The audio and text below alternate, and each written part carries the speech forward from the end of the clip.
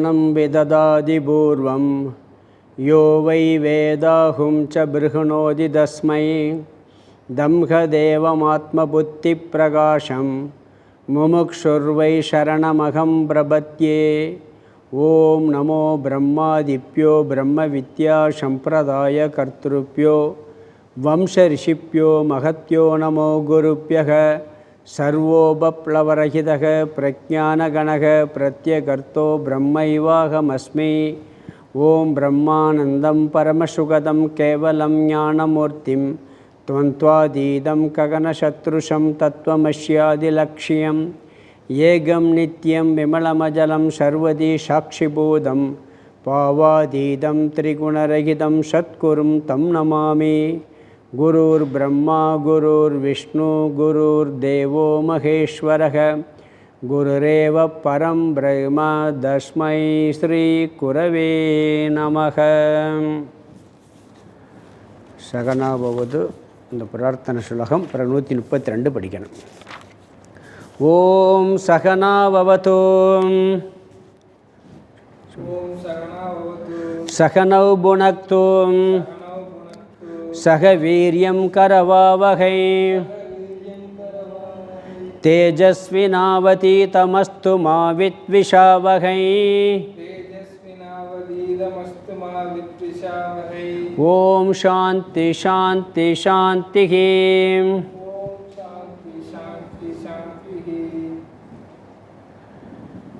நமஸ்ரீ சங்கரானந்த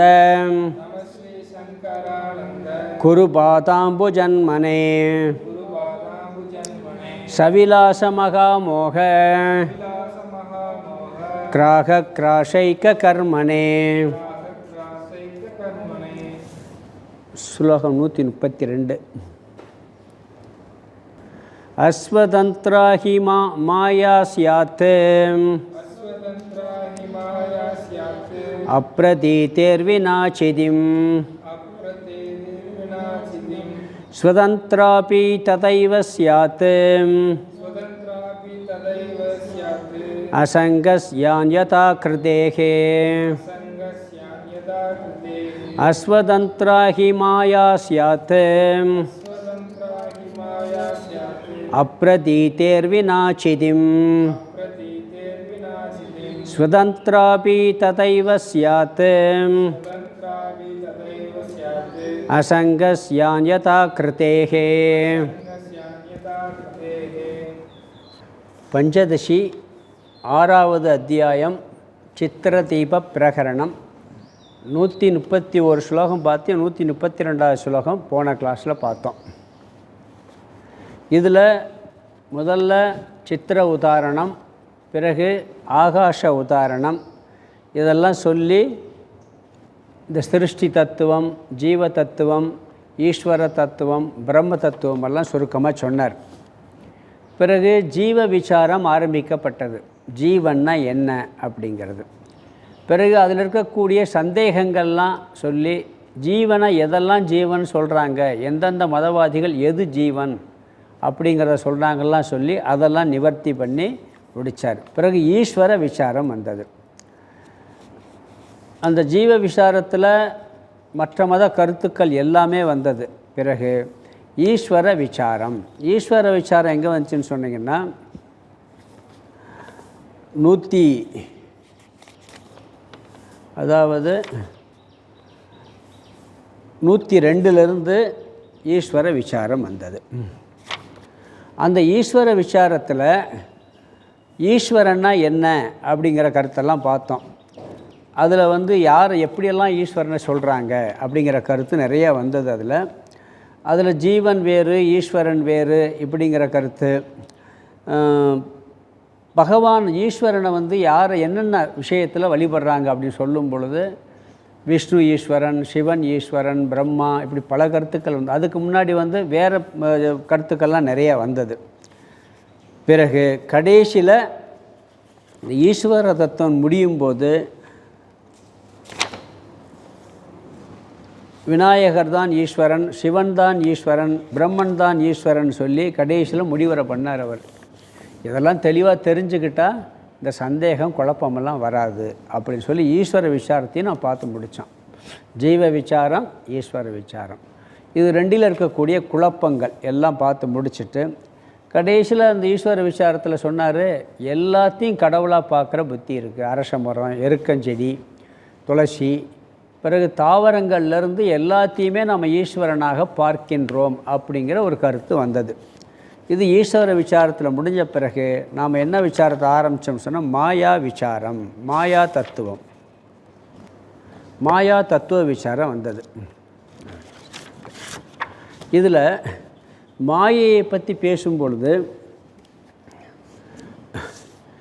இந்த மாயை என்பது எப்படியெல்லாம் நாம் சொல்கிறோம், இதை பற்றி தெளிவாக தெரிஞ்சுக்கிட்டாத்தான் மாயையை நாம் புரிஞ்சுக்கிற முடியும் அப்படிங்கிற கருத்தையும் நம்ம பார்த்தோம், போன சுலோகத்திலேருந்து பார்த்தோம். இதில் கடைசியாக போன கிளாஸில் பார்த்தது என்னன்னு சொன்னால், இந்த மாயை 3 விதமாக சொல்லப்படுகிறது. ஒன்று அறியாமையின் அடிப்படையில், இந்த உலக மக்களின் அடிப்படையில், பாமர மக்களின் அடிப்படையில் இந்த உலகமானது மாயையானது இருக்கின்றது, சத்தியமாக இருக்குது. பிறகு யுக்தியின் அடிப்படையில் அறிவுபூர்வமாக சிந்திச்சா, அதை கொஞ்சம் ஆராய்ச்சி பண்ணி பார்த்தா அநிர்வச்சனீயம், அதாவது விளக்க முடியாத ஒரு தத்துவமாக இந்த மாயை இருக்கின்றதுன்னு பார்த்தோம். பிறகு வேதாந்தத்தின் அடிப்படையில் சிந்திச்சு பார்த்தோம் சொன்னால், சுருதியின் அடிப்படையில் பார்த்தா அந்த மாயை இல்லை அப்படிங்கிற கருத்தை நாம் பார்த்தோம். 130வது சுலோகத்தில் பார்த்தோம். அது இது மாயையை பற்றி சொல்லிவிட்டு பிறகு கடைசியில் என்ன சொன்னான்னா, ரெண்டாவது அடுத்த சுலோகத்தில் இந்த 3 இருக்குது. இந்த 3 விஷயத்தின் அடிப்படையிலையும் கூட மாயையை நாம் பார்த்துக்கிட்டு இருக்கிறோம். இதில் இது நிறைய விசாரம் பார்த்துருக்கோம். இந்த விஷயத்தில் எல்லாத்துலேயுமே ஒரு பெரிய விஷயமெல்லாம் பார்த்துட்டு 131வது சுலோகத்தில் அடுத்த சுலோகத்தில் இந்த மாயை எப்படி இருக்கிறது அப்படிங்கிறதுக்கு, இந்த மாயை சத் என்பதற்கான விளக்கத்தை இருக்கிறது என்பதற்கு சொன்னார். இந்த 3 விஷயம் பார்த்தோம். முதல்ல உண்மையிலே இருக்குன்னு பார்த்தோம். உலகாயாத மக்கள் படி, அறியாமையின் அடிப்படை, இந்த உலக மக்களின் அடிப்படையில் மாயை இருக்கிறது, உண்மையாக இருக்கிறது. ரெண்டாவது அறிவுபூர்வமாக சிந்திச்சா இருக்குன்னு சொல்ல முடியாது, இல்லைன்னு சொல்ல முடியாது, விளக்க முடியாததாக இருக்கிறது, அநிர்வச்சனீயம்னு பார்த்தோம். தத்துவத்தின் அடிப்படையில், சுருதியின் அடிப்படையில், வேத கருத்தினுடைய இறுதியான லட்சியமாக சொல்வது மாயை என்பது இல்லவே இல்லை. சரி, இருக்குன்னா எப்படி இருக்குன்னு சொன்னால் அதுக்கு ஒரு உதாரணத்தை சொல்லி 131 விளக்குனார். என்ன விளக்குனார்னு சொன்னால், அதுக்கு ஒரு சித்திர உதாரணத்தை சொல்லி சொன்னார். அது எப்படின்னு சொன்னால், ஒரு படம் வரைஞ்சி வச்சுருக்கோம் ஒரு துணியில். அந்த படத்தை விரிக்கும் பொழுது என்ன பண்ணுது, காட்சிக்கு வருது. சுருட்னா இல்லாமல் போயிடுது. அப்போ அது மாதிரின்னு சொல்லிட்டார். அந்த சில நேரங்களில் சிருஷ்டி வருது, பிறகு சிருஷ்டி போயிடுது. ஒரு சித்திரத்தை விரிச்ச உடனே படம் தெரியுது, மூணு உடனே போயிடுது. அப்படித்தான் இது இருக்குது அப்படின்னாரு. இந்த உலகத்தினுடைய இருப்பையும் இல்லாமையையும் மாயை காட்டுகிறது. அஸ்ய ஜகதக சத்வம் அசத்வம் ச தர்சயதி அசௌ. இந்த புஸ்தகம் கொஞ்ச நாளைக்கு இருக்குது, பிறகு இல்லாமல் போயிடுது. இது நம்ம ரெண்டையுமே அனுபவத்தில் பார்க்குறோம். இருக்குன்னு காமிக்குது, இல்லைன்னு காமிக்கிறது. இருக்கிற பொழுது சத்தியமாக நம்மளுக்கு காமிச்சிக்கிட்டு இருக்கு, அவ்வளவுதான். எத்தனையோ காட்சிக்கு இருக்குது, திருப்பி போயிடுது. இந்த உலகத்தில் எதை பார்த்தாலும் சரி, அதுக்கு டேட் ஆஃப் பர்த்து உண்டு, டேட் ஆஃப் டெத்து உண்டு. இது உலகத்தில் நம்மளுக்கு காட்சிக்கிட்டு இருக்கு. இதுக்கு எப்படி சொன்னார்னு சொன்னால், சித்திர உதாரணத்தை சொன்னார். ஒரு படம் வரைஞ்சி வைக்கிறோம். பெரிய இன்ஜினியர்ஸ் எல்லாம் அப்படி தான் ஒரு பில்டிங் கன்ஸ்ட்ரக்ஷன் பண்ணுவாங்க. நிறையா படமெல்லாம் வரைச்சி விரித்து காமிப்பாங்க, விளக்கமெல்லாம் சொல்லுவாங்க. பிறகு திருப்பி சுருட்டி கொண்டு போயிடுவாங்க. அது மாதிரி என்ன சொல்கிறான்னு சொன்னால், விரிக்கும் போது படங்கள் தோன்றுகின்றன, சுருட்டும் போது போயிடுது. அது மாதிரி இந்த சிருஷ்டி, இந்த மாயையானது இருப்பையும் இல்லாததையும் காட்டுகின்றது. இது நாம் பார்த்தோம். அதுக்கு இன்னொரு உதாரணம் கூட சொல்லுவாங்க. ராமகிருஷ்ணர் சொல்வார், இந்த சிருஷ்டி வரும்பொழுது படைக்கப்படுறது எப்படி, திருப்பி அழிகிறது எப்படிங்கும்போது, வீட்டில் அந்த காலத்து பாட்டிகள்லாம் இந்த விதைகள்லாம் பத்திரப்படுத்தி வச்சுக்கிறோம். ஒரு விவசாயம் பண்ண உடனே விதைக்குன்னு சொல்லி எடுத்து வச்சுக்கிடுவாங்க. அது கொஞ்ச நாள் தூங்கிக்கிட்டே இருக்கும் இல்லாமல். அப்புறம் அடுத்து விதைக்கு வரும் பொழுது அது படைக்கும். அது மாதிரி இந்த மாயை என்ன பண்ணுது, அப்படி எடுத்து வச்சுக்கிட்டு சுருட்டி வச்சுக்கிறது உள்ளுக்குள்ளே, பிறகு திருப்பி படைக்கிறது, வெளியே காமிக்கிறது. இதுதான் இருக்கிறது. இது எல்லோரும் சொல்கிற கருத்து தான். அதான் இல்லை, பிறகு வந்திருக்கு, பிறகு அழிய சிருஷ்டி ஸ்திதி லயம் அப்படின்னு சொல்கிறோம். இது நம்ம 131 பார்த்தோம். பிறகு 132வது ஸ்லோகத்தில் அதுக்கு இன்னொரு உதாரணம் கூட சொன்னேன். சினிமா படம் தியேட்டர்லவே உட்காடுறோம், முதல் ஒன்றுமே இல்லை, திருப்பி லைட்டை போட்டு படம் காமிக்கிறான். அதில் எல்லா காட்சியும் வருது, சிரிப்பு சீனு, அழுகை சீனு, சண்டை சீனு எல்லாம் வருது. எல்லா விதமான உணர்வுகளும் காமிக்கப்படுது. பூமி வருது, மழை பெய்யுது, நெருப்பெரியுது, டக்குன்னு சுவிட்ச் ஆஃப் பண்ணோன்னா எல்லாம் நின்று போகுது. அது மாதிரி காமிக்குது அப்படின்னு சொல்லி இந்த சித்திர உதாரணத்தை சொல்லி சொன்னார். பிறகு 132 பண்ணோட்ட ஆரம்பித்தேன். இங்கே என்னன்னு சொன்னால், மாயை அதாவது அங்கே இருக்குது இல்லை அதை சொன்னார். இருக்குன்னு சொல்ல முடியலை, இல்லைன்னு சொல்ல முடியல. சித்திரத்தில் திறந்து காமிச்சா இருக்கிற மாதிரி தெரியுது, பிறகு இல்லைன்ட்டு போயிடுது. இங்கே மாயை சுதந்திரம் இல்லையான்னு கேட்டால் அதுவும் சொல்ல முடியாது. மாயை இருக்குன்னு சொல்ல முடியுமா, இல்லைன்னு சொல்ல முடியுமான்னு சொல்ல முடியாது. ரெண்டுக்கே அதுக்கு உதாரணம் சொல்லிட்டார். பிறகு இந்த மாயையானது சுதந்திரமாக இருக்கிறதா, சுதந்திரம் இல்லாமல் இருக்கிறதான்னு ஆராய்ச்சி பண்ணி பார்த்தா ரெண்டையும் சொல்லலாம். சுதந்திரமாக இருக்குன்னு சொல்லலாம், சுதந்திரமாக இல்லைன்னு சொல்லலாம், சுதந்திரம் அசுதந்திரம் ரெண்டு கலந்துருக்கான்னு சொல்லலாம். அப்படி பார்த்தா ரெண்டுமே சொல்ல முடியாமல், ஒரு வகையில் பார்த்தா சுதந்திரமாக இருக்குது, அதாவது ஒன்றையும் சார்ந்து இல்லாமல் இருக்கிறது என்றோ அல்லது சாராமல் இருக்கிறது என்றோ சொல்ல முடியாமல் இருக்கிறது. சுதந்திரம் இல்லாமல் ஒன்றை சார்ந்து இருக்குன்னு சொல்ல முடியலை, சாராமல் இருக்குன்னு சொல்ல முடியலை அப்படிங்கிறார். இது ஒரு குழப்பமாக இருக்கிறது. மாயையினாலே என்ன அர்த்தம்? குழப்புறதுன்னு அர்த்தம். மாயா தத்துவம்னாலே குழப்புறதுன்னு அர்த்தம். சரி, இந்த குழப்பத்தில் தப்பிக்கலாமா அப்படின்னு சொன்னால் முடியாதுங்கிறார். தப்பிக்கன்னு முயற்சி பண்ணால் முடியாது. அப்புறம் என்ன பண்ணுறதுன்னா, இது குழப்பமாக இருக்குன்னு புரிஞ்சுக்கிட்டாத்தான் தப்பிக்கிறது. இந்த மாயை இப்படி தான் இருக்கும், அதனுடைய சொரூபமே குழப்ப சொரூபம். அடுத்து வரப்போ ஒரு கேள்வி சொரூபம்னு சொல்வார். ஆச்சரியமானதுன்னு பார்த்தோம், மாயை ஒரு ஆச்சரியமுடையதுன்னு பார்த்தோம், விளக்க முடியாது ஆச்சரியமானது எல்லாம் பார்த்தோம். இங்கே என்ன சொல்கிறாருன்னு சொன்னால், குழப்ப சொரூபம், சுதந்திரம் இல்லை, ரெண்டையுமே பார்க்கலாம். ஒருத்தன் ரொம்ப குழப்பவாதியாக இருப்பான். நீங்கள் அவன்கிட்ட போய் அவன் குழப்பத்தை தீர்த்துக்கலான்னு முயற்சி பண்ணிங்கன்னா தோற்று போயிடுவீங்க. குழப்பத்தை தீர்க்கலாம் அப்படிங்கிறதுக்காக கேள்வி கேட்குறான்னு வச்சுங்க, எனக்கு இப்படி கன்ஃபியூஸாக இருக்குது சொல்லுங்கன்னா அவன்கிட்ட பண்ணிடலாம். அவன் குழப்பமாகவே பேசிக்கிட்டு இருக்கான்னு வச்சுக்கோங்க, அவனே குழப்பவாதி. அவன்கிட்ட போய் நீங்கள் குழப்பமான்னு சொன்னால் பார்க்கவே முடியாது. நீ இப்படி உட்காந்துருக்கு இந்த சீட்டில் மறைக்குது, ஹைட்டாக இருக்கிறதுனால. குழப்பவாதின்னு கேட்டால் மறைக்குது, குழப்பந்தான். அவனை குழப்பமாக இருக்கவனை போய் நீங்கள் முயற்சி பண்ணால் முடியவே முடியாது. இந்த குழப்பத்துக்கு ஒரு சினிமாவில் ஒரு ஜோக்கு வரும். யாருன்னா, வடிவேலும் பார்த்திபன் ஜோக்கு பார்க்கலாம். குழப்புறதுல மன்னனாக இருப்பான், அவனை எப்போ பார்த்தாலும் குழப்பி விட்டுருவான். ஏதாவது ஒரு கேள்வி கேட்பான், அந்த கேள்வியை வச்சே குழப்பி விட்டுருவான். அவன் வந்தாலே பயந்து ஓடுவான், ஒன்றும் பண்ண முடியாது. ஒரு இதில் கேள்வி கேட்பான், ஏன்ப்பா இப்படி குண்டக்க பேசுகிறேன்ருவான். குண்டக்கண்ணா என்ன, மண்டக்கண்ணா என்ன, திருப்பி குழப்பிடுவான். அவன் குழப்பிக்கிட்டு இருப்பான். அந்த குழப்புறதுக்கு வேணா சொல்லுவான், என்ன இப்படி குண்டக்க பேசுகிறேன்ருவான். அப்புறம் குண்டக்கண்ணா என்ன மண்டக்க பதிலே சொல்ல முடியாது. இப்படித்தான் இருக்குது மாயை. அது பின்னாடி வரப்போகுது. கேள்வியே சொல்ல முடியாத, கேள்வி கேட்க முடியாத தத்துவமாக இருக்கிறது. சரி, அது தெளிவு வர வேண்டும்.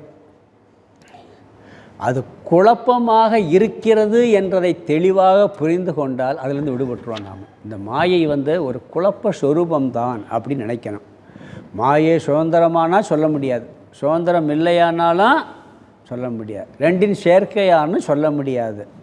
ஏன்னு சொன்னால், செயற்கையாக எப்படி சொல்ல முடியாதுன்னா, ஒரே சமயத்தில் ஒருத்தர் தொழிலாளியாகவும் இருக்க முடியாது, முதலாளியாகவும் இருக்க முடியாது. இதெல்லாம் பார்த்தோம் நம்ம போன கிளாஸில். பிறகு இந்த ரூபம் சுதந்திரமாக இயங்குமா என்றால், இந்த மாயை இயங்குமாகன்னு சொன்னால் நாமரூப தத்துவம் ஒரு வஸ்துவிலிருந்து சுதந்திரமாக இயங்க முடியாது. பானை, களிமண், நகை, தங்கம் தான். களிமண் இல்லாமல் பானை வருமா? களிமண் இல்லாமல் பானைங்கிற ஒரு தத்துவம் ஒன்று வரவே வராது. களிமண்ணை சார்ந்து தான் பானை இருக்கும். பானைக்கு சுதந்திரமாக இருக்கான சுதந்திரமான தன்மை இல்லை. களிமண் எடுத்தாச்சுன்னா பானை இருக்குமா? செயின் எடுத்தாச்சுன்னா தங்கத்தை எடுத்தாச்சுன்னா செயின் இருக்குமா? இருக்காது. அப்போ தங்கத்தை சார்ந்து நகை இருப்பது மாதிரி, களிமண்ணை சார்ந்த பானை இருப்பது மாதிரி, மாயை என்பது ஒரு நாமரூப தத்துவம் அப்படிங்கிறத அடிப்படையில் பார்த்தா தனியாக சுதந்திரமாக இயங்க முடியாது. அன்றைக்கி சொன்னேன்ல, ஒரு நகை வியாபாரிகிட்ட போய் இந்த செயின் என்ன விலை அப்படின்னு கேட்குறான். செயின் வந்து 5 லட்சம் சொல்கிறான் அவன். சரி, செயினை மட்டும் எடுத்து தங்கத்தை கொடுத்துரு அப்படின்னா கொடுக்க முடியுமா அவனால்? ஏன்னா சார்ந்ததே இருக்கான். அதனால் அது மாதிரி பிரம்மத்தை சார்ந்து தான் இந்த மாயை இருக்கும். இதெல்லாம் பார்த்தோம். அதில் போன கிளாஸில் பார்க்கும் பொழுது மாயா அஸ்வதந்திராஹி சியாத், மாயை என்பது சுதந்திரமில்லாத தன்மையாய் உடையதாக இருக்கின்றது. காரணம் அப்ரதிதேகே வினாச்சிதம், சைதன்யம் இல்லாமல் விளங்காததினால். எப்படி களிமண் இல்லாமல் பானை இல்லையோ, தங்கம் இல்லாமல் நகை இல்லையோ, அதுபோல் சைதன்யம் இல்லாமல் மாயை செயல்பட முடியாது. ஆகவே மாயை சுதந்திரம் அற்றது, தானாக இயங்குவதற்கு சக்திகள் இல்லை. இது நாம் சொல்கிறோம் உபனிஷத்தின் கருத்தில். யோகிகள், தர்க்க மதவாதிகள், சாங்கியர்கள் என்ன சொன்னால் மாயையும் தனியாக ஒன்று இருக்குது, பிரம்மன் சைதன்யம்னு ஒன்று, 2 சத்தியம் அப்படிங்கிறது அவங்க கருத்து. நாம் என்ன சார்ந்ததே இருக்குன்னு சொல்லுவோம். அப்படி பார்க்கும் பொழுது சுதந்திரம் இல்லாததாக இருக்கிறது. பிறகு அது எப்படின்னு பார்க்கும் பொழுது பிறகு சுதந்திரமாகவும் இருக்கிறதுங்கிறார் அடுத்து. ததைவ, அதுபோல் சுதந்திரா அபிசியாத், இந்த மாயை சுதந்திரமாகவும் இருக்கிறது. காரணம் அசங்கஸ்ய, அசங்கமான பிரம்மத்தை அல்லது சைதன்யத்தை அந்யதா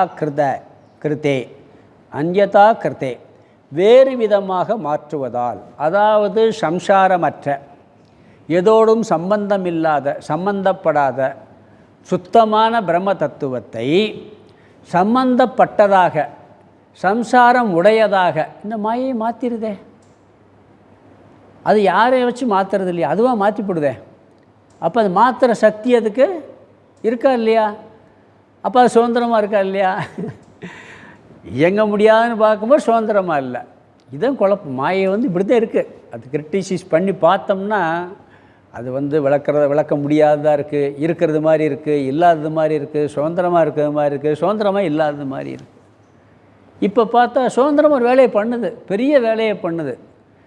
எதோடும் ஒட்டாத பிரம்மத்தை ஒட்டுவதாக காட்டுது. துக்கமே இல்லாத ஆனந்த சுரூபமான பிரம்மத்தை துக்கஸ்வரூபமாக காட்டிப்படுது. என்னென்ன வேலை பண்ணுன்னு சொல்கிறார். அப்போ இந்த மாயை சுதந்திரமாகவும் இருக்கிறது என்றால் எப்படின்னு சொன்னால், இப்போ பானை இருக்குது, பானையினால் மண்ணுக்கு ஏதாவது கெடுதல் இருக்கா? பானையினால் ஒரு கெடுதலும் கிடையாது. பானை ஒன்றுமே பண்ண முடியாது. அப்படி இது இருக்குதுன்னு பார்த்தோம்னா ஏதாவது பண்ணி வச்சிருது. இந்த மண்ணை எதாவது பண்ணி வைக்கிறது மாதிரி பண்ணுறது மாதிரி காமிச்சிருது. பானையை நெருப்பில் நெருப்பு தனியாக வேறு ஒரு வஸ்து இருக்குது, நெருப்புனால மண்ணை சுட்டோம்னா கூட ஒரு மாற்றம் வரும். பானை ஏதாவது மண்ணை மாற்றுதான்னா ஒரு மாற்றம் பண்ணலை. ஆனால் அழிக்கவும் முடியாது அதை. அப்படி தங்கத்தை நகையும் ஒன்றும் பண்ண முடியாது. அப்படி இருக்கான்னு சொன்னால், ஆனால் இது என்ன பண்ணுது, ஏதோ ஒரு சேஞ்சு பண்ணுது. சைதன்யத்தை சார்ந்து மாயை இருப்பதால் மாயைக்கு சைதன்யம் எந்த பாதிப்பும் வரக்கூடாது. ஆக்சுவலாக பானையினால் மண்ணுக்கு பாதிப்பு இல்லை, நகையினால் தங்கத்துக்கு பாதிப்பு இல்லை. அது மாதிரி மாயையினால் சைதன்யத்துக்கு பாதிப்பு வரக்கூடாது, சார்ந்து இருக்கிறதுனால. ஆனால் இது மட்டும் என்ன பண்ணிவிடுது, ஒரு பாதிப்பை ஏற்படுத்துகிறது. சுதந்திரமாக ஒரு பாதிப்பை எப்படி ஏற்படுத்துதுன்னா, அந்த சைதன்யத்தை மறைச்சிப்படுது. முதல்ல சைதன்யத்தவே மறைத்து விடுகின்றது. இப்போ சூரியன் இருக்குது, மேகம் இருக்குது. மேகம் நைட்டில் நம்மளுக்கு கண்ணுக்கு தெரியுமா? தெரியாது. பகலில் பார்த்தா மேகம் கண்ணுக்கு தெரியும். மேகம் கண்ணுக்கு தெரியறதுக்கு காரணம் என்ன? சூரிய வெளிச்சம். சூரிய வெளிச்சம் இருக்கிறதுனால தான் மேகம் இருக்கிறதே கண்ணுக்கு தெரியுது. அந்த மேகம் என்ன பண்ணுது? சூரியனே மறைச்சி கொடுத்து காட்சிக்கு தெரியாமல். மேகத்தை காட்டுறதே சூரியன், அந்த காட்டுற சூரியனவே என்ன பண்ணுது? ஒரு வேலையை பண்ணுது. அது மாதிரி இந்த மாயை என்ன பண்ணுதுன்னா, முதல்ல பிரம்ம சைதன்யத்தை மறைத்து விடுகிறது. அதுக்கு அப்போ ஒரு சக்தி இருக்குது, தனியாக ஒரு சக்தி இருக்குது. இங்கே என்ன சொல்கிறாருன்னு சொன்னால், அசம்சாரியான பிரம்ம தத்துவத்தை சம்சாரியாக பாதிப்படைய செய்கிறது. சங்கம் இல்லாத பிரம்மத்தை சங்கமுடையதாக செய்கிறது. அதனால் அதற்கு ஒரு தனி சக்தி இருக்கிறது. அந்த சங்கம் என்பதை, சம்சாரம் என்பதை பிரம்மத்திடம் இந்த மாயா சக்தி ஏற்று வைத்து விடுகிறது. அதனால் சுதந்திரம் அதுக்கு ஏதோ ஒரு ஆற்றல் இருக்கிறது. சொல்கிறோம்ல, விக்ஷேப சக்தி, ஆவரண சக்தி, அது பிரம்மத்திடம் கிடையாது. விக்ஷேப சக்தியும் ஆவரண சக்தியும் பிரம்மத்திடம் கிடையாது, மாயிட்டு இருக்குன்னு சொல்கிறோம் நம்ம. அப்போ அந்த ஒரு சக்தி சுதந்திரமாக இயங்குதா இல்லையா? அப்போ சுதந்திரமாகவும் இருக்குது, ஆனால் பிரம்மன் இல்லாட்டி இதில் இருக்காது. அப்போ சுதந்திரமாகவும் இல்லை. இது ரெண்டையும் சொல்ல முடியுது. அந்யதா கிருதே, வேறு விதமாக மாற்றுகிறது. இந்த சைதன்யத்தை என்ன பண்ணுதுன்னா, வேறு ஏதோ ஒன்று பண்ணி வேறு விதமாக மாற்றுகிறது. அது என்ன வேறு விதமாக மாற்றுறதுங்கிறது அடுத்த ஸ்லோகத்தில் சொல்ல போகிறார். நம்ம இந்த ஸ்லோகத்தில் பாதி பார்த்துருந்தோம். இப்போ மாயை என்ன செய்து? சுதந்திரமாக இருக்கிறது. எப்படி? இந்த சைதன்யத்தை மாற்றுவதால், அசம்சாரியாக மாற்றுவதால், சம்பந்தமில்லாத ஒன்றை சம்பந்தமாக செய்வதால் இதற்கு ஏதோ ஒரு சக்தி சுதந்திரமாக இருக்குது. சரி, சுதந்திரம் இல்லைன்னு சொல்லாமல், ஆமாம் சுதந்திரம் இல்லை. ஏன்னா பிரம்மன் இல்லாட்டி மாயை செயல்படவே முடியாது. அதுக்கு உதாரணம் களிமண், பானை, தங்கம், நகை, இது ரெண்டும் செய்யுது. அப்போ எப்படி மாற்றுது இந்த பிரம்மத்தைன்னு சொன்னால், எப்படி வேறு விதமாக மாற்றுதுங்கிறது அடுத்த ஸ்லோகத்தில் சொல்ல போகிறார். இந்த ஸ்லோகத்துக்கு அர்த்தம் பார்த்துடலாம். 132. அஸ்வதந்திராஹி மாயா. மாயான்னா மாயை என்பது சியாத் அப்ரதீதேர் வினாச்சிதம். வினாச்சிதம் சொன்னால், வினாச்சிதம் சைதன்யம் இல்லாமல். மாயை என்பது வினாச்சிதம். அந்த வரியில் கடைசி வார்த்தை அஸ்வதந்திராஹி மாயா சியாத்து அப்ரதீதேர் வினாச்சிதம். வினாச்சிதம்னா சுதந்திரம் இல்லாத தன்மை உடையதாக. வினாச்சிதம்னா சைதன்யம் இல்லாமல். அதாவது மாயை என்பது சைதன்யம் இல்லாமல். அதுக்கு முதல் வார்த்தை, வினாச்சிதத்துக்கு முதல் வார்த்தை அப்ரதீதேகே, விளங்காததினால். சைதன்யம் இல்லைன்னு சொன்னால் மாயை இருக்கிறது தெரியவே தெரியாது. மாயை இருக்குன்னு சொல்லவே முடியாது. ஒரே ஒரு விஷயம் நீங்கள் புரிஞ்சுக்கலாம், சைதன்யம்ங்கிறது பிரம்ம தத்துவம். சைதன்யம்ங்கிறது பிரம்ம தத்துவம், நம்மளுடைய உணர்வு தத்துவம். நம்மகிட்ட உணர்வுன்னு ஒன்று இல்லைன்னா இந்த உலகம் இருக்குன்னு சொல்ல முடியுமா? விளங்குமா? உலகம் விளங்குமா? நம்ம உடம்பே விளங்காது. ஆழ்ந்த உறக்கத்தில் உணர்வு ஒடுங்குவதால் நம்ம உடம்பு இருக்கிறதே நம்மளுக்கு தெரிகிறதில்ல. அப்போ சுதந்திரம், இந்த சைதன்யம் இருந்தால்தான் இது விளங்குது. இந்த சைதன்யம், இங்கே இருக்கக்கூடிய சைதன்ய சூக்ஷ்ம சரீரம் இருக்கே, அதில் சைதன்யம் பிரதிபிம்பிக்குது. வெளியேறினவுடனே அந்த உடம்புக்கு என்ன இருப்பே இல்லாமல் போயிடுது. உயிர் இருந்தால் தான் உடல் இருக்கும், உயிர் போயிடுச்சுன்னா உடல் இருக்காது. அப்படி பார்த்தாலும் அப்போ என்ன சொல்கிறாருன்னா, மாயை என்பது சைதன்யம் இல்லாமல் விளங்காததினால். அடுத்த வார்த்தை அஸ்வதந்திராஹி, முதல் வார்த்தை, அதாவது அந்த முதல் வரியில் முதல் வார்த்தை அஸ்வதந்திராஹி, சுதந்திரம் இல்லாத தன்மை உடையதாக. அந்த மாயாவுக்கு அடுத்து ஒரு வார்த்தைக்கு சியாத், இருக்கின்றது. சைதன்யம் இல்லாமல் மாயை என்ற ஒரு தத்துவம் தெரியவே தெரியாது, இருக்கவே முடியாது. அதனால் மாயைக்கு சுதந்திரம்ங்கிற தன்மை, சுதந்திரம் இல்லாத தன்மை உடையதாக இருக்குது. அப்போ அதுக்கு சுதந்திரங்க இல்லை, அப்படித்தான் மாயை இருக்குன்ட்டார். அடுத்தாவது பாருங்கள், அசங்கஸ்ய. அசங்கஸ்ய அது எங்கே இருக்குன்னா, ரெண்டாவது வரியில், அந்த ரெண்டாவது பகுதியில் இருக்குது. அசங்கஸ்ய அந்யதா கிருதேகே, ரெண்டாவது வரி கடைசி பகுதி. அசங்கஸ்ய அந்யதா கிருதே. அசங்கஸ்யன்னா அசங்கமானதற்கு, அதாவது அசங்கமான சைதன்யத்திற்கு அல்லது அசங்கமான பிரம்மத்திற்கு, அசங்கமான ஆத்மாவிற்குன்னு வச்சுக்கலாம்.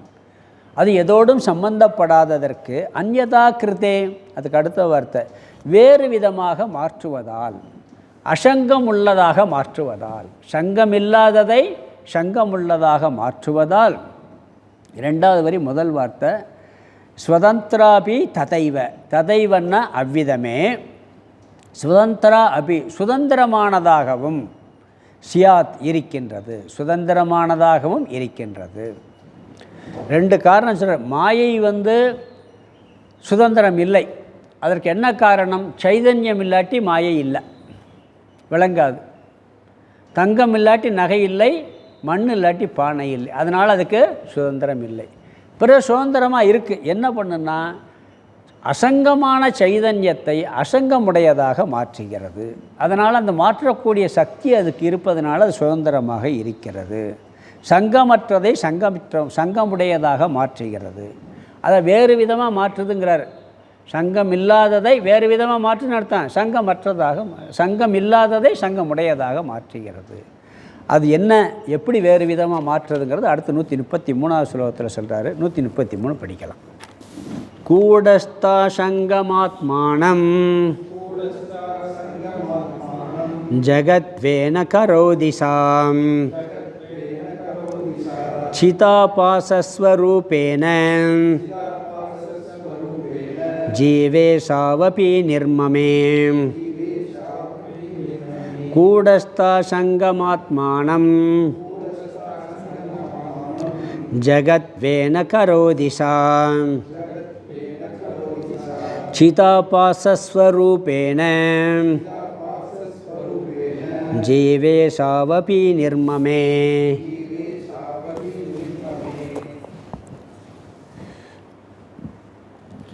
இங்கே எதனோடும் சம்பந்தமில்லாத பிரம்மத்தை சம்பந்தமுடையதாக மாயை மாற்றுகிறது என்றால் எப்படி மாற்றுகின்றது? ஜகத்தாக மாற்றுகின்றது, ஜீவனாக மாற்றுகின்றது, ஈஸ்வரனாக மாற்றுகின்றது. பிரம்மன் அசங்கமாக அது பாட்டுக்கு இருக்குது. அது என்ன வேலை பண்ணி பிடிச்சி இந்த உலகமாக ஆக்கிருச்சு, ஒரு ஜீவ தத்துவமாக ஆக்கிருச்சு, பிறகு ஈஸ்வர தத்துவமாக ஆக்கிருச்சு. அது எப்படி ஆக்குச்சுன்னா சிதாபாச சைதன்யத்தை வைத்து கொண்டு அது மாற்றிவிட்டது. அதை இங்கே சொல்கிறார். முதல் வரியில் முதல் வாக்கியத்தில் பார்த்தீங்கன்னா கூடஸ்த அசங்க ஆத்மானம், கூடஸ்தனாகவும் அசங்கமாகவும் இருக்கின்ற ஆத்மாவை ஜகத்வேன கரோதிஷா, இந்த மாயையானது ஜகத்தாக மாற்றுகின்றது. கூடஸ்தன்கிற வார்த்தை நம்ம பயன்படுத்தியிருக்கோம். ஸ்லோகம் 18, 19 இந்த சித்திர தீபத்தில் கூடஸ்தன்கிற வார்த்தை பயன்படுத்தினார் பிரம்மத்துக்கு, பிரம்மன் ஆத்மாவுக்கு. அப்படி கூடஸ்தனாகவும் அசங்கமாகவும் இருக்கின்ற இந்த ஆத்ம தத்துவத்தை இந்த மாயை என்ன பண்ணிவிட்டது? ஜகத்தாக முதல்ல மாற்றுதான். முதல்ல என்ன மாற்றிருக்கு? இந்த உலகமாக மாற்றிவிட்டது. 3 விதமான தத்துவமாக மாற்றுது. 3 உண்மை கிடையாது. ஆனால் முதல்ல என்ன பண்ணுறாரு? இங்கே அந்த கூடஸ்தனை முதல் மாற்றம் ஜட தத்துவமான இந்த ஜகத்தாக மாற்றுகின்றது. அதாவது தங்கத்தை நாமரூபமான செயினாக மாற்றுவது போல். அங்கே என்ன ஒரு மாற்றம் அறிஞ்சுக்கணும்? நாமம் வந்திருக்கு, ஒரு ரூபம் வந்திருக்கு. அப்படி இது மண்ணை பானையாக மாற்றுவது போல் இது பிரம்ம தத்துவத்தை இந்த ஜகத்தாக மாற்றுகிறது. இது முதல் மாற்றம், முதல் துவைதம். ரெண்டாவது என்ன பண்ணுறாருன்னா, ரெண்டாவது வரியில் சொல்கிறார், சரி இப்படி மாற்றம்னு சொன்ன உடனே சரி அப்போ சுதந்திரமாக அதுக்கு ஒரு சக்தி இருக்குது அப்படின்னு சந்தேகம் வரும் நம்மளுக்கு. இந்த மாயையில் நாம் நல்லா சிக்கி உட்காந்துட்ருக்கோம் எல்லாருமே. அதனால் மாயைக்கு சுதந்திரமாக அது என்னமோ நம்மளையெல்லாம் வேலை பண்ணுதுன்னு நாமளும் நினச்சிக்கிட்டு இருக்கோம். அதுலேருந்து அந்த பிடியிலேருந்து நம்மளால் விடுபடவே முடியலை. அந்த புத்தி நம்மளை விட்டு போகாது. மாயை நம்மளை பாடாப்படுத்தி எடுக்குது. ஏன்னா அது சிக்கி இருக்கிறதுனால. என்ன சொல்கிறாருன்னா அது எப்படி மாற்றுதுங்கிறத ரெண்டாவது விஷயத்தில் சொல்கிறார். இன்னொன்று இந்த ஜீவ தத்துவமாக மாற்றுது, சேதன தத்துவமாக. அதுக்கு ரெண்டாவது சொல்லும்போது சிதாபாசஸ்வ ரூபேன ஜீவேஷவ் அபி நிர்மமே. அதாவது பிரதிபிம்ப சைதன்ய ஸ்வரூபத்தினால் ஜீவன் ஈஸ்வரன் என்ற தத்துவத்தையும் உருவாக்குகின்றது. ஜீவேஷவ், ஜீவ ஈஸ்வரம். ஒரே அத்வைத தத்துவமான கூடஸ்தனை இந்த பிரம்ம தத்துவத்தில் பிரதிபிம்ப சைதன்யத்தை உருவாக்கி, அங்கே ஒரு பிரதிபிம்ப சைதன்யத்தை உருவாக்குது. உருவாக்குன உடனே என்ன ஆகுதுன்னா ஜீவ தத்துவம் உருவாகுது, ஈஸ்வர தத்துவம் உருவாகுது. நாம் இது ஆரம்பத்துலலாம் சில இடங்களில் பார்த்துருக்கோம். இது பூரா ஜட தத்துவம். இந்த உலகம் ஸ்தூல பூதம்னு ஒன்று இருக்குது, சூக்ஷ்ம பூதம்னு ஒன்று இருக்குது. இதை முதல்ல உருவாக்கியாச்சு. அந்த சூக்ஷ்ம பூதம் தான் நம்மளுடைய மனசு, புத்தி, சித்தம், அகங்காரம் எல்லாம். நம்மளுடைய இந்திரியங்கள்லாம் வேலை செய்து பார்த்தீங்களா, இந்திரிய தத்துவம் இருக்குது. கண் ஸ்தூலம், இதில் பார்க்குற சக்தி சூக்ஷ்மம். சில பேர் கண் நல்லாவே இருக்கும், சக்தி இருக்காது. அந்த சக்தி கண்ணுக்கு அதுவும் சூக்ஷ்மமானது. அதே மாதிரி மனசு அது சூக்ஷ்மமானது. இது நம்மகிட்ட மட்டும் இல்லை, எல்லா இடத்துலையும் இருக்குது. அது ஜடம்தான் உண்மையிலேயே. அது என்ன பண்ணுது, அதில் பிரதிபிம்பிக்க வைக்குது. எதை? இந்த சைதன்ய தத்துவத்தை பிரதிபிம்பித்த உடனே ஜீவனாகவும் பிறகு ஈஸ்வரனாகவும் மாற்றுகிறது. பிரம்ம தத்துவம் ஈஸ்வரனாக மாறுறதுக்கு காரணம் என்னென்னு பார்த்துருக்கோமா இல்லையா? பிரம்மத்தோட மாயை சேரும் பொழுது ஈஸ்வரனாக மாறுகிறான்னு பார்த்தோம். அது மாதிரி நம்மளோட ஆத்மாவோட அந்த பிரம்ம தத்துவத்தினுடைய பிரதிபிம்பம் சேரும் பொழுது என்ன ஆகுது? ஜீவனாக மாறுகின்றது. இப்போ 3, முதல்ல உலகம் உருவாயாச்சு, பிறகு கடவுள், பிறகு ஜீவன். இந்த 3 தத்துவம் உருவாகி விட்டது. 3 தத்துவத்தை உருவாகி விடுது. இதில் ஒன்றுலேருந்து ஒன்றை நீங்கள் பிரிக்கவே முடியாது. ஜீவனும் ஈஸ்வரனும் இல்லைன்னா இந்த உலகம் எதுக்கு? உயிரே இல்லைன்னா ஜட தத்துவத்தை வச்சு என்ன செய்ய முடியும்? ஒன்றும் பண்ண முடியாது. அதனால் எல்லாம் சேர்ந்து தான் இருக்குது. இந்த உலகத்தில் நீங்கள் பார்த்தீங்கன்னா நாம் இருக்கோம், கண்ணுக்கு தெரியுது. தெரியுதா இல்லையா? நான் இருக்கேங்கிற உணர்வு இருக்கா இல்லையா? இருக்குது. சரி, நாம் அனுபவிக்கிற உலகம் இருக்கா இல்லையா? இருக்குது. இதுவும் இருக்குது, 2வது தத்துவம். சரி, இன்னொன்று தெரியலை, ஆனால் சொல்கிறோம் கடவுள்னு ஒருத்தர் இருக்கார், நம்மளெல்லாம் படைச்ச ஈஸ்வரன் ஒன்று இருக்கார். இது 3 நம்ம சொல்லுவோம். வேதாந்தம் ஒன்று என்ன சொல்லுது சேர்த்து? அதுக்கு ஆதாரமாக பிரம்மன் ஒன்று இருக்குது, சைதன்யம்னு ஒன்று இருக்குன்னு வேதாந்தம் சொல்லுது. இதில் ஜீவன் ஆளப்படுபவனாக இருக்கின்றான், ஆக்கிருச்சான். ஈஸ்வரனை ஆளுபவனாக ஆக்கிருச்சு. உலகத்தை அனுபவிக்கிறதுக்கு ஆக்கிருச்சு. ஜீவன் படைக்கப்பட்டவன், ஜகத்தும் படைக்கப்பட்டது தான்.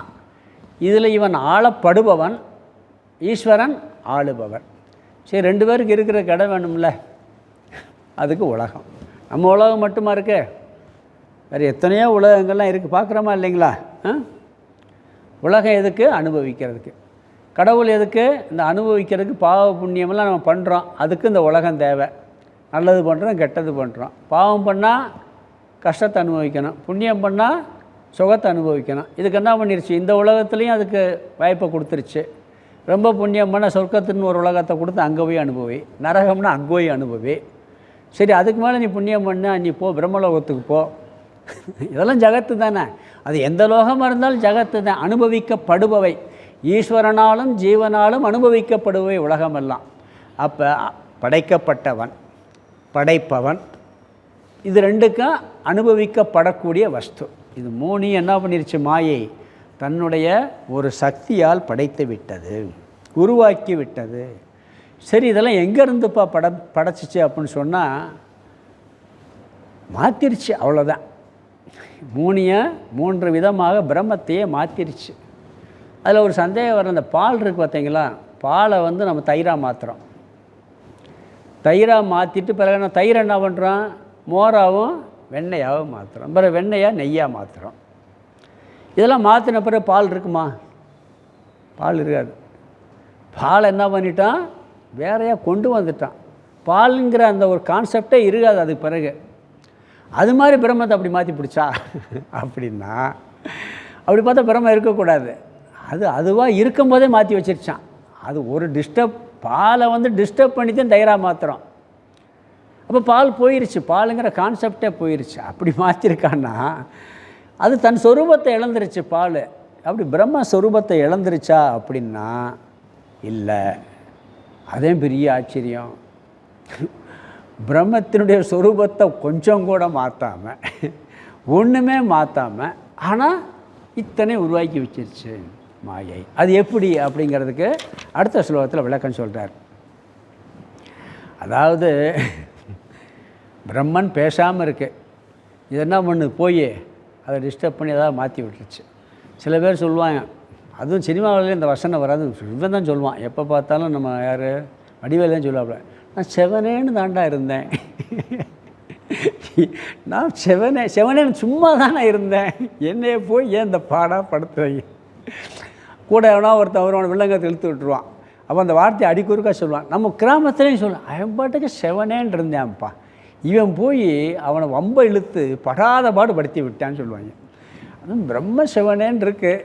இந்த மாயை என்ன பண்ணுச்சு, போய் அதை போய் என்னென்னமோ பண்ணி என்னென்னமோ மாற்றி அப்படி படைத்தவன் படைக்கப்பட்டவன் பிறகு அனுபவிக்கக்கூடிய பொருட்கள் சொல்லி இப்படிலாம் ஆக்கி விட்டுருக்கு. சரி, ஆக்குனா அந்த பிரம்மன் செவனேன்றது டிஸ்டர்ப் ஆகிருக்கான்னா உண்மையிலே ஆகலை, ஆனால் டிஸ்டர்ப் ஆனது மாதிரி தெரியுது. அது அடுத்த ஸ்லோகத்தில் விளக்க போகிறார். அதுக்கு முன்னாடி ஸ்லோகத்துக்கு அர்த்தம் வந்து பார்த்துடலாம்.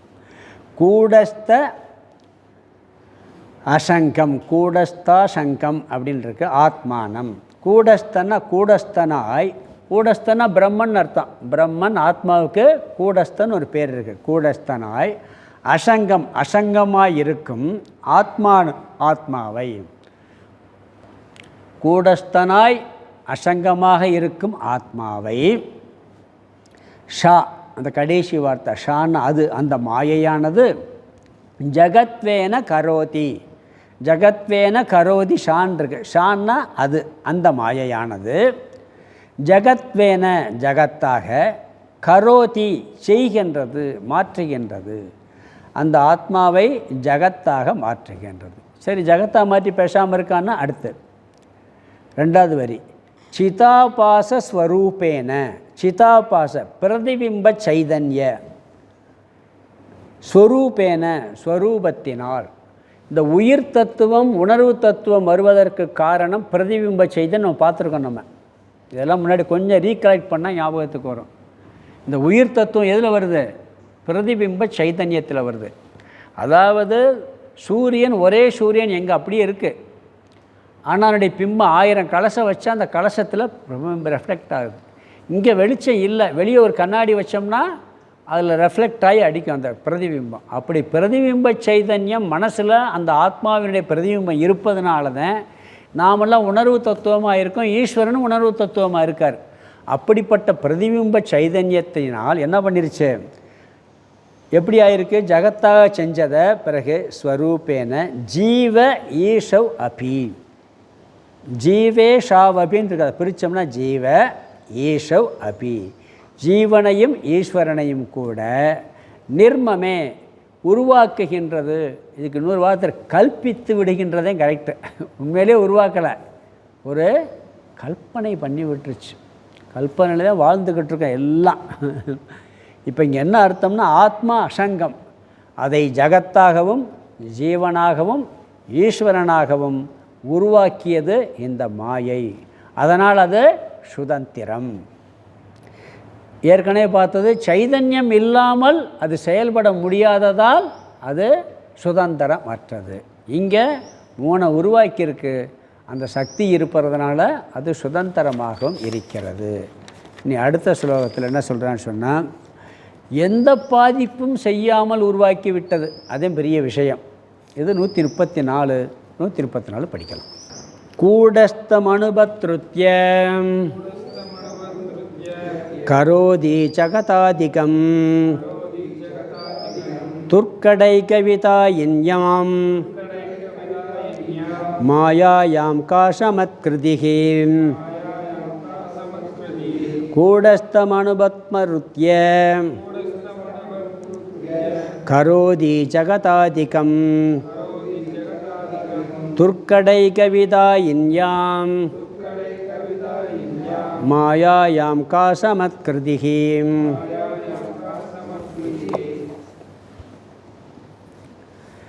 இங்கு மாயையானது ஆத்மாவை, பிரம்மத்தை, சைதன்யத்தை எந்த பாதிப்பும் செய்யாமல் ஜகத்தாக, ஜீவனாக, ஈஸ்வரனாக உருவாக்குகிறது. எப்படின்னு பார்க்கலாம். ஒன்றும் இடைஞ்சல் பண்ணாமல் உயிராகவும் உலகமாகவும் உலகை படைத்தவனாகவும் மாற்றிவிட்டது இந்த மாயை.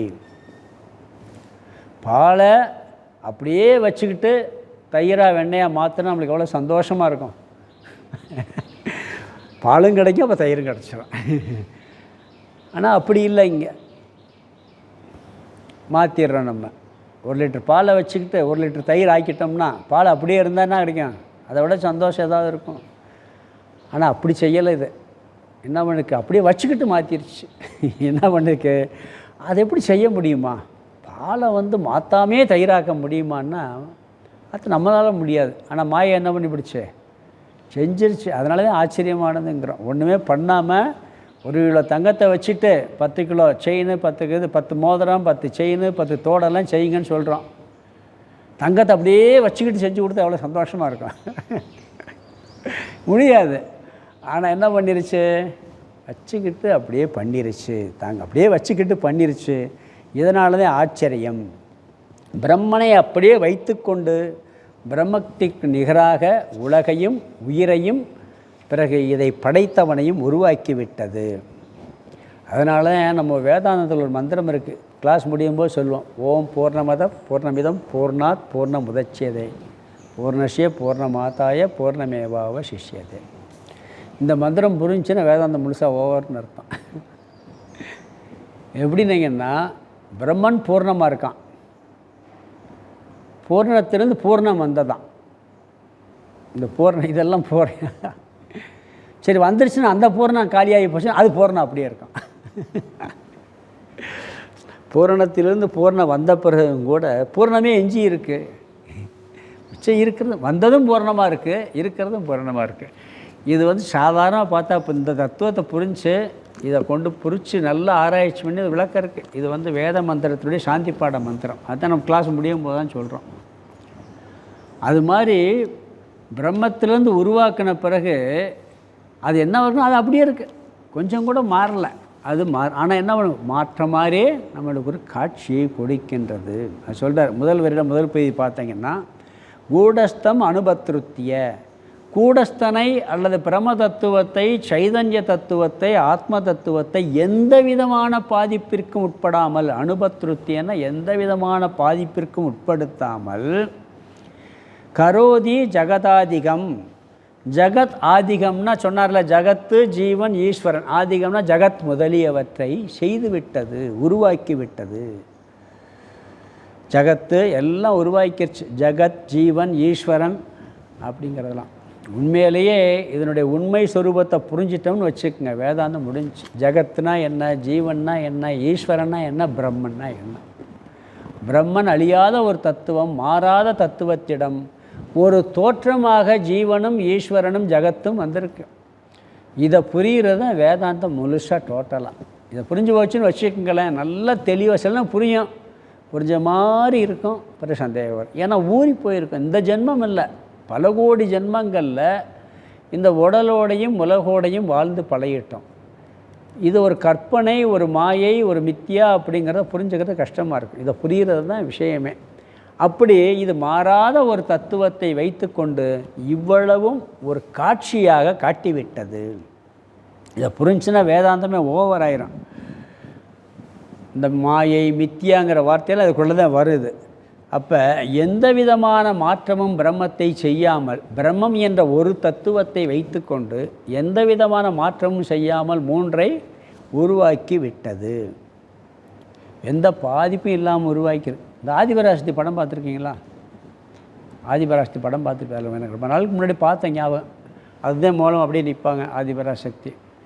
உடனே என்ன பண்ண, உலகத்தை படைக்கும், பிறகு சிவனை படைக்கும், அதுவே பிறகு விஷ்ணுவை படைக்கும், பிறகு பிரம்மாவை படைக்கும். நீ காக்கிற தொழிலை செய்ய, உனக்கு படைக்கிற தொழில், உனக்கு என்னுடைய சொரூபத்தில் ஒன்று அனுப்புகிறேன் சரஸ்வதியா. அப்படிலாம் பார்த்தேன்னா தெரியும். பிறகு இவர் காக்கும் கடவுள் லக்ஷ்மி. அது பொருள் வேணும்ல, காக்கிறதுக்கு, படைக்கிறதுக்கு புத்தி வேணும்ல, அழிக்கிறதுக்கு சக்தி வேணும்ல, 3 சக்தியை உடனே அனுப்போம். சினிமாவில் காமிப்போம் அப்படி. அப்படி இந்த மாயா சக்தி என்ன பண்ணிருச்சு. ஆனால் இதுக்கு ஆதாரமாக ஒரு பிரம்ம தத்துவம் இருக்குது. சிவனவே உருவாக்குறது தான் இங்கே அங்கே அந்த படத்தில் அப்படி காமிப்பான். மாயை சிவனை உருவாக்குறது மாதிரி தான் இருக்கும். மாயா சக்தி ஒரு பொருளை ஒன்றுமே செய்யாமல் உற்பத்தி பண்ண, அதை மாதிரி ஒரு ஆச்சரியம் உலகத்தில் எதுவுமே இல்லை. அதனால தான் மாயை ஆச்சரிய சொரூபம், மிகப்பெரிய ஆச்சரியம்னு சொல்கிறோம். என்னன்னு 86 லட்சம் யோனிகள் இருக்கான் இந்த உலகத்தில். ஜீவன்னா ஒரு ஜீவன் கிடையாது, 86 லட்சம் யோனிகள்ங்கிறான். ஒரு யோனின்னா எவ்வளோ தெரியுமா? மனித ஜீவன் மனிதன் எத்தனை கோடி மனுஷன் இருக்கானோ அது போல் ஒரு யோனி. தேவர்கள்லாம் சேர்ந்து ஒரு யோனி, சிங்கமெல்லாம் சேர்ந்து ஒரு யோனி. இப்படி 86 லட்சம் யோனிகள் இருக்கான். இவ்வளவையும் உருவாக்கியிருக்கு. எத்தனை கடவுள் பாருங்கள். கடவுள் நம்மளுக்குள்ளேயே 33 கோடி தேவர்கள்ங்கிறோம். அப்புறம் எத்தனையோ மதங்கள். இப்படிப்பட்டது உலகங்கள் பார்த்திங்கன்னா கேலக்ஸி. நாமெல்லாம் அந்த கேலக்ஸியில் கம்பேர் பண்ணால் அந்த பூமி வந்து ஒரு டாட்டு கூட கிடையாது. நீங்கள் ஒரு பெரிய ஸ்க்ரீனில் படம் போட்டு ஒரு கேலக்ஸி ஒரு பெரிய ஸ்க்ரீன் வச்சுக்கோங்க, பூமி எவ்வளோ ஒரு புள்ளி வச்சா போதும். பூமி இப்படி எத்தனையோ கோடிக்கணக்கான கேலக்ஸி. இவ்வளோ எப்படியா உருவாச்சுன்னா பிரம்மத்தை ஒன்றும் பண்ணாமல் உருவாக்கியிருக்கான். அதே பெரிய ஆச்சரியமாக இருக்குது. பிரம்ம தத்துவத்தை ஒன்றுமே செய்யாமல் இதெல்லாம் உருவாக்கிறது. ஒன்றும் செய்யாமல் உருவாக்கணும் பொய்யாத்தே இருக்கணும், ஒரு தோற்றமாகத்தே இருக்கணும். காணல் நீர் கண்ணுக்கு தெரியுது, பூமியில் காணல் நீர் கண்ணுக்கு தெரியுது. கண்ணுக்கு தெரிகிறதுன்னா உண்மையாக இருந்தால் நினச்சிருமா இல்லையா? பூமியை பெரிய தண்ணி தேங்கி கிடக்கிற மாதிரி ஓடி போய் பார்த்தா இல்லை, இல்லாததுனால தெரிஞ்சிருக்கு. உண்மையாக இருந்தால் நினச்சி டிஸ்டர்ப் பண்ணியிருக்கான். அப்போ காணல் நீர் டிஸ்டர்ப் பண்ணாமல் தெரியுது, அந்த பூமியை எந்த டிஸ்டர்ப் பண்ணாமல் தெரியுது. அது மாதிரி பாம்பு வந்து கயிறை டிஸ்டர்ப் பண்ணாமத்தேன்னு தெரியுது. அப்படி பண்ணியிருக்கு. அதே ஒரு பெரிய மாயை, அதிசயங்கிறார். துர்க்கட ஏக விதான்யம், செய்ய முடியாத ஒன்றை செய்விக்கின்ற அனுபவம். எப்பயுமே சாதாரண செய்கிறத பார்த்தோம்னு வச்சுக்கோங்களேன், நமக்கு ஆச்சரியம் வராது. செய்ய முடியாத ஒருத்தன் செஞ்சால் ஆச்சரியம், அது மாயை. அந்த மாயைக்குள்ளே அப்படியெல்லாம் நடக்குது. என்ன ஒரு ஆச்சரியங்கிறார். கா சமத்கிருதிகி. ஒருத்தர் நம்ம உலகத்திலே பார்க்குறான், எல்லோரும் செய்கிறத செய்கிறாரு, ஆச்சரியப்படுவோமா? இப்போ சினிமா படம் பார்க்குறீங்க, சினிமா படம் பார்க்கும்பொழுது 2 பேர் வீதியில் சண்டை போகிற மாதிரி சண்டை போட்டால் பார்ப்போமா? ரஜினிகாந்த் வந்து பைப்பை பிடுங்கி அடிக்கணும் குழாயில். இன்னும் ரசிக்கிறோமா இல்லையா? யாராவது செய்ய முடியுமா? உலகத்தில் ஒருத்தன் செய்ய முடியுமா? ஒரு எவ்வளோ பெரிய பயில்வானாக இருக்கட்டும், இந்த அடி வைப்பு இருக்கு பார்த்தீங்களா, தூக்கி அடிச்சிருவாரா? ஆனால் எவ்வளோ ரசிக்கிறோம் பாருங்கள். தெரியுது அவர் செய்ய முடியாதுன்னு தெரியுது, யாரும் செய்ய முடியாதுன்னு தெரியுது. ஆனால் அப்படியே வாயை பிளந்துக்கிட்டு பார்க்குறான் ஆச்சரியமாக. ஏன்னா மனுஷன் செய்ய முடியாத அவர் சினிமாவில் தான் செய்கிறாரு, நெசத்தில் எவனும் செய்ய முடியாது. செய்ய முடியுமா? யோசிச்சு பாருங்கள். அப்போ செய்ய முடியாத செஞ்சால் ஆச்சரியம். ஒருத்தர் 5 இட்லி சாப்பிட்டா ஆச்சரியப்படுமா? 50 இட்லி சாப்பிட்டா? இந்த புரோட்டா சூரிய சினிமாவில் ஜோக் பார்த்துருக்கே இல்லை, 50 புரோட்டா சாப்பிட்டா ஃப்ரீ. அவன் ஏமாற்றி ஒரு புரோட்டா சொல்லி சேர்த்து குறைச்சி போடுவான். நீ பொய்யாட்டா திருப்பி ஒருக்கா வையும்பான், முதல்ல இருந்து ஆரம்பியும்பான். அப்போ எல்லோரும் சிரிக்கிறோமா இல்லையா? எப்படி அது 100 புரோட்டா சாப்பிட முடியும் ஒருத்தனுக்கு? அப்போ சாதாரண செய்ய முடியாது செஞ்சால் ஆச்சு, அது மாயே பண்ணிக்கிட்டு இருக்கு. அதனால் என்னுடைய ஸ்வரூபம் என்ன? ஆச்சரிய ஸ்வரூபம்னு சொன்னார். மாயினுடைய ஸ்வரூபம் ஆச்சரியம். இந்த ஒரு தடவை வந்துச்சு, விநாயகர் பால் குடித்த கதையெல்லாம் பார்த்துருக்கே இல்லை? நேராக குடித்தா கூட ஆச்சரியப்பட மாட்டான், கல் குடிக்குது. அது கொஞ்ச நாள் ஓடிச்சு அந்த படம், எல்லாம் உலகம் பூரா பெரிய பாப்புலர் ஆச்சு. அப்புறம் அதுவும் நின்று போச்சு. ஏன் நின்று போச்சு? அவர் குடித்தா நம்மளுக்கு பால் இல்லாமல் போயிடும்ட்டு. என்ன பண்ணுறது? இப்படிலாம் இருக்குது. எது ஒன்று நடக்கக்கூடாதது நடக்குதோ அது ஆச்சரியம். இப்படி ஒரு டிஸ்டர்பும் பண்ணாமல் மாயை பண்ணி இருப்பதால் அது மிகப்பெரிய ஆச்சரியமாக இருக்கிறது அப்படின்னு சொன்னார். சரி, அது எப்படிங்கிறத இன்னும் கொஞ்சம் விளக்கம் இருக்குது, அதை நம்ம கொஞ்சம் இடைவேளைக்கு பிறகு பார்க்கலாம். ஓம் பூர்ணமத பூர்ணமிதம் பூர்ணாத் பூர்ணமுதச்யதே பூர்ணஸ்ய பூர்ணமாதாய பூர்ணமேவாவசிஷ்யதே. ஓம் சாந்தி சாந்தி சாந்தி. ஹரி ஓம். ஆதிகுருநாத சுவாமிக்கு ஜெய்.